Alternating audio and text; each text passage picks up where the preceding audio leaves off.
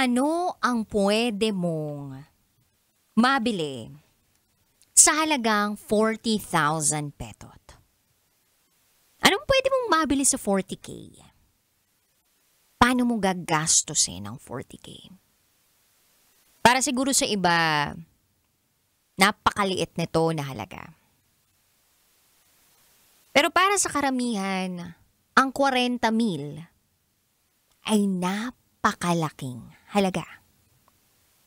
Pero paano kung sabihin ko sa'yo, kabisyo, na sa halagang 40,000 petot ay makakabili ka na ng isang sanggol? Chika ko lang sa'yo, kabisyo, ha. May 26 years old na nanay na naaresto nang dahil sa pagbebenta ng sanggol.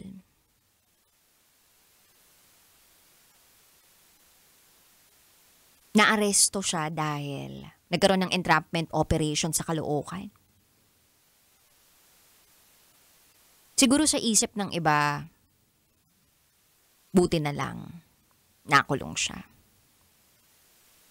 Pero para sa iba, paano na kaya yung bata? Ano nang mangyayari sa sanggol? Sa totoo lang, napapaisip ako kung paano nakakayanan ng mga tao na magpasarap ng magpasarap, magluwal ng tao sa mundong ito, na hindi man lang nagiging responsable.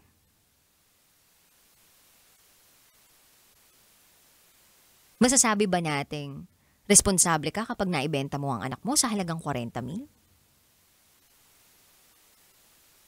Talamak online ang pagbebenta ng sanggol. Kaya kung meron kang kilala na nagbebenta ng sanggol,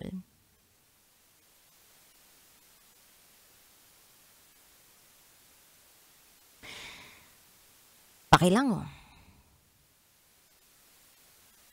Pakitimbrehan naman yung kapulisan. Baka mamaya yung batang yan nakaw? O talagang isinilang lang ng isang nanay para sa pera. At yun ang masaklap na katotohanan ng buhay. Na hindi lahat ng nagiging ina ay responsable. Yung iba, mapapatang ina ka talaga. Kasi tang nga na ina. Ganun. Anyway, kabisyo, kung gusto mo naman talaga ng bata, edi gawa ka na lang. Pero kung ayaw mo, wag ka na lang gumawa, diba? Protektahan ng bata. Protektahan mo ang iyong baby. Anyway, 9:00 ng gabi hanggang hating gabi tayo magsasama, kabisyo. Kapiling ang Basa Princess ng Love Radio, DJ Rakitera. Sabay-sabay nating alamin ang patikim ng DJ Rocky's Secret Fun.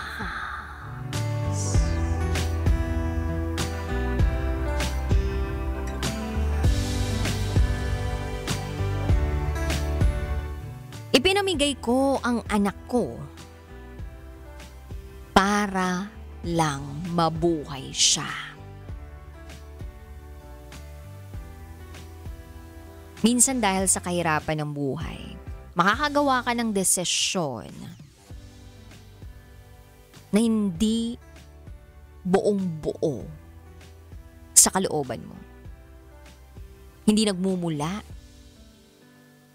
at hindi talaga buong-buo na nanggaling sa kalooban mo.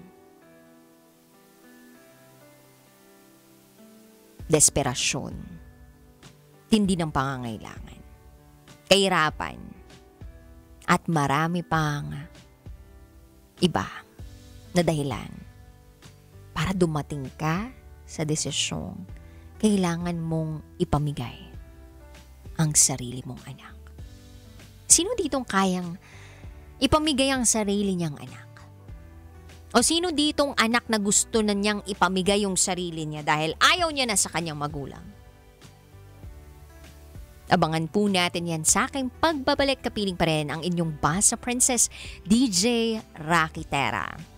At ikay nakatutok dito sa 90.7 Love Radio. Kailangan ba bang i-memorize yan? Basic. Up next is DJ Rocky's Secret Files. Sinira ng tatay ko ang pagkababae ko. Siya. May secret affair kami ng office mate ko. Hindi ko matigilan kasi sobrang galing niya sa... Rocky's Secret Files. Secret Files. It's the kind of bleep you never knew existed. Kunwari inosente, pero boy naman pala. Rocky's Secret Files. Secret Files. Kailangan pa bang i-memorize yan? Love Radio. Basic!